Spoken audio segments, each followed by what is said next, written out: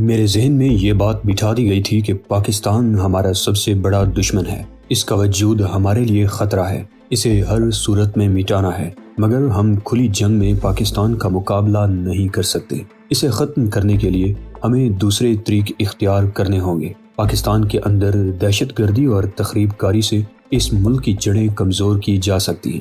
میں جوان اور حسین تھی، اس لیے میرا انتخاب کیا گیا۔ مجھے ہر دوسرے تیسرے مہینے پاکستان بھیجا جاتا۔ وہاں میں نے رئیس کبو جیسے کئی لوگوں کو اپنے حسن کے جال میں پھنسا کر اپنے لیے کام پر آمادہ کیا۔ میں کراچی اور حیدرآباد جیسے شہروں میں گھوم پھر کر ایسے نوجوانوں کو پھنساتی جو کسی نہ کسی وجہ سے اپنی حکومت سے، اپنے لوگوں سے اور اپنے آپ سے ناراض تھے۔ مجھ جیسی حسین اور جوان لڑکی ہو تو کوئی بھی نوجوان اس کی بات ماننے سے انکار نہیں کر سکتا۔ میں انہیں ورغلا کر رئیس کبو جیسے لوگوں کے حوالے کر دیتی جو انہیں یہاں بھیج دیتے۔ یہاں ناگراج کے کیمپ میں برین واشنگ کر کے ان کے ذہنوں میں پاکستان کے خلاف اتنی نفرت بھر دی جاتی کہ وہ اپنے دیش کے دشمن بن جاتے۔ انہیں تخریب کاری اور دہشت گردی کی تربیت دے کر پاکستان واپس بھیج دیا جاتا، جہاں وہ اپنے ہی ہم وطنوں کو بے دردی سے موت کے گھاٹ اتارنا شروع کر دیتے۔ ناگراج میں پاکستان کے خلاف اتنا زہر بھرا ہوا ہے کہ تم اس کا اندازہ نہیں لگا سکتے۔ اس نے پہلے ہیروئن کی تیاری میں استعمال ہونے والا کیمیکل تیار کیا جو پاکستانی اسمگلروں کو برائے نام قیمت پر فراہم کیا جاتا۔ اس کا مقصد پاکستان کی نوجوان نسل کو ہیروئن کا عادی بنا کر ذہنی اور جسمانی طور پر مفلوج کرنا تھا۔ ناگراج اس پر بھی مطمئن نہیں تھا۔ وہ سانپ کے زہر سے ایسا انجیکشن تیار کرنے کے تجربات کر رہا تھا جس سے موت کو زیادہ سے زیادہ اذیت ناک بنایا جا سکے۔ اس دوران تم ٹپک پڑے اور تم نے آج تک جو کچھ کیا وہ شروع سے آخر تک میری نظروں میں ہے۔ میں اس نتیجہ پر پہنچی ہوں کہ تم دہشت گرد نہیں ہو، تم اپنے ملک اور اپنے ہم وطنوں کی بھلائی کے لیے یہ جنگ لڑ رہے ہو۔ اس میں تمہارا کوئی ذاتی مفاد نہیں ہے۔ اس لیے میں نے یہ فیصلہ کیا ہے کہ ناگراج جیسے لوگوں کو واقعی ختم ہو جانا چاہیے۔ ایسے لوگوں کو زندہ رہنے کا کوئی حق حاصل نہیں ہے جو دوسروں کی تباہی کا باعث بن رہے ہوں۔ یہ کایا پلٹ میرے لیے حیرت انگیز ہے۔ میں نے اس کے چہرے پر نظریں جماتے ہوئے کہا، کہیں ایسا تو نہیں کہ تم اب بھی میرے گرد کوئی جال بچھا رہی ہو؟ میں جانتی ہوں کہ تمہیں مجھ پر مشکل ہی سے وشواس ہوگا، بیلا نے کہا، لیکن میں نے جو کچھ بھی کہا ہے وہ سچ ہے۔ اور ایک بات تمہیں اور بھی بتا دوں، میں اب بھی اپنے دیش کی وفادار ہوں۔ اسے غداری مت سمجھنا۔ میری یہ باتیں دیش کے خلاف نہیں، ایک آدمی کے خلاف ہیں جو دوسروں کے لیے اور اپنے دیش کے لیے بہت خطرناک ہے۔ وہ اب تک کتنے لوگوں کو مروا چکا ہے۔ کیا اپنوں کو موت کے گھاٹ اتار کر دیش کی خدمت ہو سکتی ہے؟ ان لوگوں کی وطن سے وفا اور غداری کی منطق عجیب تھی۔ جو لوگ میرا ساتھ دے رہے تھے وہ سب یہی کہتے تھے کہ وہ اپنے دیش سے غداری نہیں کر رہے۔ غداری نہ صحیح، لیکن اتنا میں سمجھتا تھا کہ ان سب کا کوئی نہ کوئی مفاد وابستہ تھا۔ بہرحال مجھے اس سے غرض نہیں تھی، ان لوگوں کی وجہ سے میرا کام ہو رہا تھا۔ اس میں شبہ نہیں کہ بیرو نے میرا بہت ساتھ دیا تھا۔ اس کی موت کا مجھے افسوس ہوا تھا، لیکن میں سمجھتا ہوں کہ اس میں غلطی خود اس کی تھی۔ اگر وہ میری بات مان لیتا تو شاید اس وقت میرے ساتھ بیٹھا چائے پی رہا ہوتا۔ مجھے تفصیل سے بتاؤ ناگراج کون سے مندر میں ہے؟ میں نے بیلا کی طرف دیکھتے ہوئے کہا۔ تم دلواڑہ روڈ پر جا چکے ہو، بیلا نے کہا۔ کیمپ والے راستے پر مڑنے کے بجائے مین روڈ پر سیدھا آگے نکل جاؤ۔ اس سے تقریباً 1.5 میل آگے دائیں طرف شمشان گھاٹ کا بہت بڑا بورڈ لگا ہوا ہے۔ اس طرف کسی زمانے میں شمشان گھاٹ ہوا کرتا تھا، لیکن اب ختم ہو چکا ہے۔ اس بورڈ کے ساتھ ہی پہاڑیوں میں ایک تنگ سا راستہ ہے۔ پہاڑیوں میں بل کھاتے ہوئے اس راستے پر تقریباً 2 میل آگے ایک مندر کے کھنڈرات ہیں۔ اس مندر کا صرف ایک کلش بچا ہے، باقی سب کچھ ڈیر ہو چکا ہے۔ اس کھنڈرات کے نیچے ایک بہت بڑا تہہ خانہ ہے۔ اس تہہ خانے کا راستہ کہاں سے ہے؟ میں نے پوچھا۔ مندر کے اس مینار سے تقریباً 100 گز مشرق کی طرف چٹان سے ملی ہوئی ایک شکستہ سی 4 دیواری ہے۔ یہ 4 دیواری ایک کمرے کی باقیات میں سے ہے اور وہ چٹان کمرے کی ایک دیوار کا کام دیتی تھی۔ اس چٹان میں ایک تنگ سی کھو کے اندر تقریباً 10 فٹ آگے سیاہ رنگ کا ایک پتھر نظر آئے گا۔ اس پتھر کے نیچے اس تہہ خانے کا راستہ ہے۔ کیا وہ پتھر اتنا بڑا ہے؟ کہ وہ پتھر اتنا بڑا نہیں ہے، بیلا نے میری بات کاٹ دی۔ تم اسے آسانی سے اٹھا سکتے ہو۔ اس پتھر کے نیچے تہہ خانے کا میکانزم ہے، بڑا پیچیدہ راستہ ہے، میں نے کہا۔ بہرحال وہاں ناگراج کے ساتھ کتنے آدمی ہیں؟ 3، بیلا نے جواب دیا۔ امریش پنڈت اور 2 اور آدمی جو ناگراج کے کام میں اس کی مدد کرتے ہیں۔ باہر سے حفاظت کا کوئی انتظام ہے؟ میرا مطلب ہے کوئی ایسا آدمی جسے نگرانی کے لیے رکھا گیا ہو؟ نہیں، بیلا نے نفی میں سر ہلا دیا۔ وہ محفوظ ترین جگہ ہے، کوئی دن کے وقت بھی اس طرف نہیں جاتا۔ ٹھیک ہے، میں کہتے ہوئے اٹھ گیا۔ ایک بات ذہن نشین کر لو، اگر کوئی دھوکہ ہوا تو تم زندہ نہیں بچ سکو گی۔ میں جانتی ہوں تمہیں دھوکہ دینا بہت مشکل ہے۔ بیلا کے ہونٹوں پر خفیف سی مسکراہٹ آ گئی۔ اگر تمہاری اطلاع درست نکلی اور میرے ساتھ کوئی دھوکہ نہ ہوا تو حسب وعدہ بیرو کی دولت میں سے آدھی تمہاری جولی میں ڈال دوں گا اور باقی آدھی سمترا کا حق ہے۔ میں نے کہا، تم تو اس طرح بات کر رہے ہو جیسے جائیداد کا بٹوارا کر رہے ہو۔ بیلا کے ہونٹوں کی مسکراہٹ گہری ہو گئی۔ میں چند لمحے اس کے چہرے کو تکتا رہا، پھر کمرے سے باہر آ گیا۔ دروازہ میں نے کھلا چھوڑ دیا تھا۔ سمترا، رتنا اور مدھو حال کمرے میں بیٹھی ہوئی تھی۔ ان تینوں کے چہرے پر سوگواری تھی۔ ہم لوگ کئی مہینوں سے اس قسم کے حالات کا شکار تھے۔ آئے دن کوئی نہ کوئی لاش دیکھنی پڑتی تھی، کبھی اپنی کسی ساتھی کی اور کبھی دشمنوں میں سے کسی کی۔ میں اور مدھو شکتی کو ہسپتال سے نکالنے گئے تھے اور اس مقصد میں کسی حد تک کامیاب بھی ہو گئے تھے، مگر عین آخری لمحوں میں شکتی موت کا شکار ہو گیا تھا اور واپس آتے ہی بیرو کو مجھے اپنے ہاتھوں سے موت کے گھاٹ اتارنا پڑا تھا۔ ان تینوں لڑکیوں کو بیلا اور بیرو والے واقعے نے زیادہ متاثر کیا تھا۔ انہیں بیرو کی موت کا زیادہ افسوس نہیں تھا، بیلا کی حالت نے انہیں دہلا کر رکھ دیا تھا اور اسی وجہ سے یہ تینوں افسردہ تھی۔ کوئی پھاوڑا وغیرہ ہوگا؟ میں نے سمترا کی طرف دیکھتے ہوئے پوچھا۔ کیا کرنا ہے؟ سمترا نے یہ سوال بے خیالی میں کر ڈالا تھا۔ بیرو کی لاش کو کمرے ہی میں سجا کر رکھنا ہے یا اس کا کوئی اور بندوبست کرنا ہے؟ میں نے کہا۔ اوہ، وہ ایک جھٹکے سے اٹھ کھڑی ہوئی۔ ہم دونوں بنگلے کی پچھلی طرف آ گئے جہاں کاروں کے لیے گیراج بنے ہوئے تھے۔ ایک خالی گیراج میں باغبانی میں استعمال ہونے والی چیزیں پڑی تھی، گھاس کاٹنے کی مشین، پھاوڑے، کھرپیاں اور ایسی ہی بہت سی چیزیں تھیں۔ میں نے ایک پھاوڑا اٹھا لیا اور سمترا کے ساتھ ادھر ادھر دیکھتا ہوا ایک طرف بڑھنے لگا اور پھر ایک مناسب جگہ دیکھ کر رک گیا۔ یہ نرم جگہ تھی۔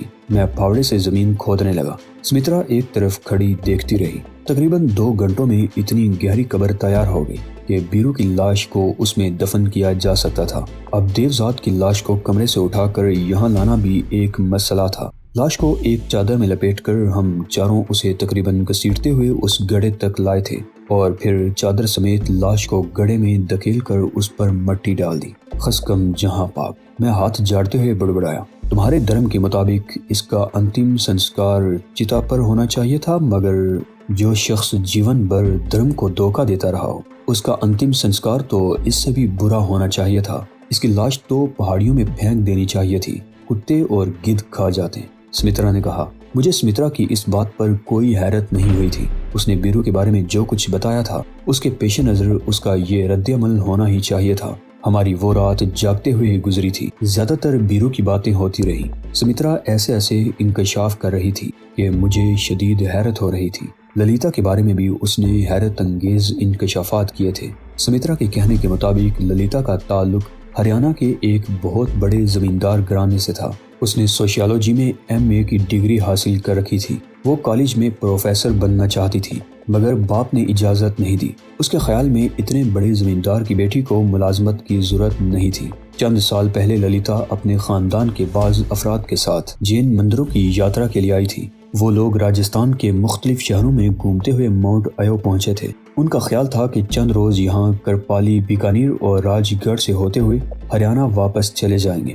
ماؤنٹ ایو میں مختلف مندروں کی یاترا کرتے ہوئے وہ لوگ اچال شوار مندر پہنچے تو یہاں ان لوگوں کی ملاقات پنڈت بیرو سے ہو گئی۔ بیرو نے للیتا پر نہ جانے کیا جادو کیا تھا کہ وہ لوگ جتنے روز ماؤنٹ ایو میں رہے تھے للیتا روزانہ اچال شوار مندر جاتی رہی، اور جب اس کے گھر والے واپس جانے لگے تو للیتا نے ان کے ساتھ جانے سے صاف انکار کر دیا اور وہ مندر کی گوپیوں میں شامل ہو گئی۔ للیتا کے گھر والے پریشان ہو گئے۔ اس کے باپ کو بھی ہریانہ سے بلا لیا گیا مگر للیتا کسی طرح ان کے ساتھ جانے پر آمادہ نہیں ہوئی۔ ہندو دھرم کے مطابق جو ناری گوپی بن کر مندر کی سیوا کرنا چاہتی ہو اسے زبردستی واپس نہیں لے جایا جا سکتا، اور قانون تو ہمیشہ ہی دھرم کے سامنے بے بس رہا ہے۔ پھر سمترا بھی بیرو کے جادو کا شکار ہو گئی۔ سمترا اب بھی حیران تھی کہ بیرو کے پاس نہ جانے کون سی پراسرار قوت تھی کہ جس لڑکی پر وہ نگاہ ڈالتا وہ اس کے چرنوں میں ڈیر ہو جاتی۔ حالانکہ شکل صورت کے لحاظ سے بیرو ایسا نہیں تھا کہ کوئی عورت ایک مرتبہ اس کی طرف دیکھنے کے بعد دوسری مرتبہ دیکھنا پسند کرتی۔ سمترا کے کہنے کے مطابق اس نے کئی حسین لڑکیوں کو پنڈت بیرو کے پیر چاٹتے ہوئے دیکھا تھا۔ ان میں کئی لڑکیوں کا تعلق تو بڑے بڑے معزز اور دولت مند گھرانوں سے تھا۔ وہ عیش و آرام کی زندگی چھوڑ کر مندر کی داسیاں بن گئی تھی اور بیرو کی ہوس کی آگ بجھا رہی تھی۔ کئی لڑکیاں آئیں اور چلی گئیں۔ کم از کم 3 لڑکیاں ایسی تھیں جنہیں بیرو نے بیڑیوں کی طرح دانتوں سے بمبور ڈالا تھا اور وہ تڑپ تڑپ کر ختم ہو گئی تھی۔ سمترا کے خیال میں اگر مندر کو نظر آتش نہ کیا جاتا اور وہ لوگ وہیں رہتے تو للیتا اس بھیانک انجام سے دوچار نہ ہوتی۔ مندر میں تو کئی لڑکیاں بیرو کی ہوس کی آگ بجھانے کے لیے موجود تھیں، مگر اس بنگلے میں محصور ہو جانے سے صرف یہی تو بیرو کے پاس رہ گئی تھی۔ اور اس رات للیتا کے رقص کے دوران بیرو اپنے جنون پر قابو نہیں رکھ سکا تھا اور اس نے للیتا کو دانتوں سے بمبوڑ کر مار ڈالا تھا۔ اس واقعے کے بعد سمترا چند روز تک سہمی رہی، پھر اس کا خوف آہستہ آہستہ دور ہوتا چلا گیا کہ چونکہ وہ اکیلی رہ گئی تھی اس لیے شاید بیرو اس کے ساتھ ایسا وحشیانہ سلوک نہ کرے۔ اور پھر اس رات بیلا اس کے قابو میں آ گئی اور یہ بیلا کی خوش قسمتی تھی کہ میں بر وقت پہنچ گیا۔ بیلا تو بچ گئی مگر بیرو کو اپنی جان سے ہاتھ دھونے پڑے۔ دوسرے روز شام کا اندھیرا پھیلتے ہی میں بنگلے سے نکل کھڑا ہوا۔ میں اکیلا تھا اور پیدل ہی تھا۔ ناگراج کے ٹھکانے پر حملہ کرنے کے لیے مجھے 1-2 قابل اعتماد آدمیوں کی ضرورت تھی۔ شکتی ختم ہو گیا تھا۔ بانوٹ اس سے پہلے ہی پولیس کے ہتھے چڑھ گیا تھا۔ پتہ نہیں وہ زندہ تھا یا پولیس نے اسے تشدد کر کے ہلاک کر دیا تھا۔ مٹھو رام زندہ تھا، اسے تلاش کر لیا جائے تو میرا کام بن سکتا تھا۔ بنگلے سے نکلنے سے پہلے جب میں نے رتنا وغیرہ کو بتایا کہ کہاں جا رہا ہوں تو ان تینوں نے کہا کہ مٹھو رام وغیرہ کو تلاش کرنے کی ضرورت نہیں، وہ تینوں میرے ساتھ جانے کو تیار ہیں۔ مگر میں ناگراج جیسے چالاک اور عیار دشمن کے مقابلے میں عورتوں کی فوج کو لے کر نہیں جانا چاہتا تھا۔ میں تقریباً 2 گھنٹوں تک شہر کے ایسے علاقوں میں گھومتا رہا جہاں مٹھو رام کے ملنے کی توقع ہو سکتی تھی اور بالآخر وہ بس اسٹینڈ کے علاقے میں نظر آ گیا۔ پہلے تو وہ مجھے پہچان نہیں سکا لیکن میری آواز سن کر اچھل پڑا۔ تم کہاں غائب ہو گئے تھے گرو؟ ہم تو پورے شہر میں تمہیں ڈھونڈتے پھر رہے تھے۔ تم نے پورا شہر تمہیں کھوج رہا ہے۔ ہاں یہ تو ٹھیک کہا تم نے، پورا شہر تمہیں کھوج رہا ہے اور خاص طور پر اس شہر کی پولیس تو تمہاری تلاش میں بڑی سرگرم ہے۔ ہمیں پتہ چل گیا تھا کہ 2 دن پہلے تم نے شکتی کو ہسپتال سے اٹھانے کی کوشش کی تھی مگر اس بیچارے کا ٹائم پورا ہو گیا تھا۔ تمہیں کیسے پتہ چلا کہ میں نے شکتی کو اٹھانے کی کوشش کی تھی؟ میں نے کہا، اس جعلی ڈاکٹر اور نرس کا جو حلیہ بتایا گیا تھا اس سے ہم بھی سمجھ گئے تھے کہ وہ تمہارے اور مدھو کے سوا اور کوئی نہیں ہو سکتا اور اس وقت تو تمہارا حلیہ پہلے سے بھی بہت بدلا ہوا ہے۔ میں چند لمحے اس کی طرف دیکھتا رہا پھر جلد ہی اصل موضوع پر آ گیا۔ مجھے تمہارے ساتھ ایک اور آدمی کی ضرورت ہے، تمہاری طرح بھروسے کا ہو۔ میں نے کہا، وہ پانڈے ہے نا گرو، جان لڑا دینے والا ہے۔ مٹھو رام نے کہا، اسلحے کا کیا انتظام ہوگا؟ میں نے پوچھا۔ پیٹرول پمپ کے علاقے میں ایک آدمی ہے جس سے ہر قسم کا اسلحہ مل سکتا ہے مگر وہ ذرا مہنگا ہے۔ کتنا مہنگا؟ میں نے سوالیہ نگاہوں سے اس کی طرف دیکھا۔ کارکوف ایک فل میگزین کے ساتھ 30,000 روپے میں۔ مٹھو رام نے جواب دیا۔ میں نے جیب سے نوٹوں کی ایک گڈی نکال کر اس کی طرف بڑھا دی۔ یہ 1,00,000 روپے ہیں۔ میں نے کہا، 2 رائفلیں لے لینا مگر اسے شبہ نہیں ہونا چاہیے کہ کس مقصد کے لیے لے رہے ہو۔ بہت محتاط ہو کر سودا کرنا۔ اور پرسوں رات 9 بجے دلواڑہ روڈ پر شہر سے 2 میل باہر اس پلیا پر ملاقات ہوگی جہاں سنگ میل بھی لگا ہوا ہے۔ سمجھ گیا گرو۔ مٹھو رام نے نوٹوں کی گڈی جیب میں ٹھونستے ہوئے کہا، ہم 9 بجے سے پہلے ہی پلیا پر پہنچ جائیں گے، بالکل تیار۔ اور بندے تو نہیں چاہیے؟ ابھی بتا دو گرو۔ نہیں، تم اور پانڈے، تیسرا کوئی نہیں۔ اچھا اب میں چلتا ہوں، یاد رکھنا پرسوں رات 9 بجے۔ میں نے کہا اور مزید کچھ کہے بغیر وہاں سے رخصت ہو گیا۔ اس کے بعد میں تقریباً 2 گھنٹوں تک مختلف بازاروں میں گھومتا رہا۔ ایک اوسط درجے کے ریسٹورنٹ میں بیٹھ کر چائے پی رہا تھا کہ ساتھ والی میز پر بیٹھے ہوئے 2 آدمیوں کی باتیں سننے کا موقع مل گیا۔ وہ دونوں رانا پیلس کے بارے میں باتیں کر رہے تھے۔ ان کی باتوں سے اندازہ ہوا کہ پانی کی وجہ سے رانا پیلس کا لاکھوں کا فرنیچر تباہ ہو گیا تھا اور رانا شمشیر سنگھ کے آدمی ناگراج کو تلاش کرتے پھر رہے تھے۔ ناگراج بہت چالاک آدمی تھا۔ اس نے اپنے اصل ٹھکانے کے بارے میں رانا شمشیر سنگھ کو بھی نہیں بتایا تھا۔ اسے شاید اندازہ تھا کہ رانا شمشیر سنگھ کسی وقت کسی وجہ سے اس کے خلاف ہو سکتا تھا اور یہ اتفاق تھا کہ اس کے پیلس میں پانی بھر گیا تھا اور وہ ناگراج کا دشمن ہو گیا تھا۔ ناگراج ماؤنٹ ایو میں واقعی اکیلا رہ گیا تھا۔ سرکار کے بعض اعلیٰ افسران بھی اس کے خلاف تھے اور وہ خفیہ پناہگاہ میں چھپا اپنے تیار کیے ہوئے زہر کو آخری ٹیسٹ سے گزارنے میں مصروف تھا۔ اسے یقین تھا کہ جب وہ یہ زہریلے انجیکشن سرکار کو پیش کرے گا تو سرکار اس کے پچھلے سارے گناہ معاف کر دے گی۔ بیلا واحد ہستی تھی جو ناگراج کے ٹھکانے کے بارے میں جانتی تھی۔ پہلے تو تشدد کے باوجود وہ کچھ بتانے کو تیار نہیں ہوئی تھی، لیکن پھر حیرت انگیز طور پر اس نے نہ صرف ناگراج کا ٹھکانہ بتا دیا تھا بلکہ اس کے خلاف شدید نفرت کا اظہار کیا تھا۔ اس کے اس طرز عمل پر میں کچھ شبہ میں مبتلا ہو گیا تھا۔ بیلا کو رانا پیلس سے غائب ہوئے 4 روز ہو چکے تھے۔ ناگراج بھی محتاط ہو گیا ہوگا۔ وہ سمجھ گیا ہوگا کہ بیلا میرے ہاتھ لگ گئی ہے۔ اسے ضرور یہ شبہ ہوگا کہ بیلا کہیں زبان نہ کھول دے اور اس نے ضروری انتظامات کر لیے ہوں گے، اس لیے میں نے اس پر آخری ضرب لگانے سے پہلے 2 دن کا اور گیپ دے دیا تاکہ وہ میری طرف سے مطمئن ہو جائے اور یہ سمجھ لے کہ بیلا یا تو کہیں غائب ہے یا اگر میرے ہاتھ لگی ہے تو اس نے زبان نہیں کھولی۔ اگلے 2 روز تک میں بنگلے سے باہر نہیں نکلا۔ زیادہ وقت ان حسیناؤں کے ساتھ گپ شپ میں گزارا۔ جب ہم سب بیلا کے کمرے میں جمع ہوتے تو میں اپنے آپ کو واقعی راجہ اندر سمجھنے لگتا، مگر میں راجہ اندر نہیں تھا تو اس سے کم بھی نہیں تھا۔ تہہ خانے میں دولت کے انبار لگے ہوئے تھے اور میرے دائیں بائیں دنیا کی 4 حسین ترین لڑکیاں موجود تھیں۔ یہ الگ بات تھی کہ میں راجہ اندر کی طرح اتنا بے شرم نہیں تھا۔ ہم بیلا کے کمرے میں ہوتے تو وہ دلچسپ اور سنسنی خیز باتیں سناتی رہتی۔ اس کی باتوں میں ناگراج کا تذکرہ اور اس سے شدید نفرت کا اظہار ہوتا۔ تیسرے روز شام 8 بجے کے قریب میں روانگی کے لیے تیار ہو گیا اور حسب معمول میرے ساتھ جانے کے لیے مدھو بھی تیار تھی۔ میں نے بیرو کے تہہ خانے سے ایک کاراکوف رائفل اور ایک پستول نکال لیا۔ پستول میں نے اپنی جیب میں رکھا اور کاراکوف مدھو کے حوالے کر دی۔ بیلا کو پتا تھا میں کہاں جا رہا ہوں۔ میں نے سمترا اور رتنا کو ہدایت کر دی تھی کہ وہ بیلا پر نگاہ رکھیں۔ سرخ فیٹ ہسپتال میں پولیس کی نظروں میں آ چکی تھی، اس لیے اسے استعمال کرنا اب خطرے سے خالی نہیں تھا۔ میں نے سفید ٹیوٹا کار نکال لی تھی۔ مدھو نے پیسنجر سیٹ پر بیٹھ کر رائفل پیروں کے قریب فٹ سیٹ کے نیچے رکھ لی تھی۔ بنگلے سے نکل کر میں نے سالار بازار اور بس سٹاپ کے علاقے کا ایک چکر لگایا اور پھر کار کا رخ ہوٹل پیلس کی طرف موڑ دیا۔ پیلس ہوٹل دلواڑہ روڈ پر ہی واقع تھا۔ ہوٹل کے سامنے سے گزرتے ہوئے میں نے کار کا رخ شہر سے باہر جانے والی سڑک پر موڑ دیا۔ کار کی رفتار زیادہ تیز نہیں تھی۔ ہم جلد ہی آبادی سے باہر نکل گئے۔ میں نے کار کی رفتار مزید کم کر دی۔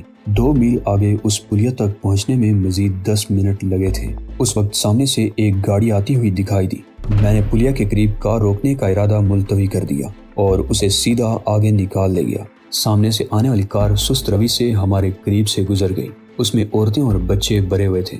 وہ لوگ شاید جین مندروں کی طرف سے آئے تھے یا ممکن ہے ایو روڈ اسٹیشن کی طرف سے آئے ہوں، کیونکہ یہی سڑک اس طرف بھی جاتی تھی۔ کچھ آگے جا کر میں نے یو ٹرن لیا اور کار کو تیزی سے دوڑاتا ہوا پلیا کے قریب پہنچ گیا۔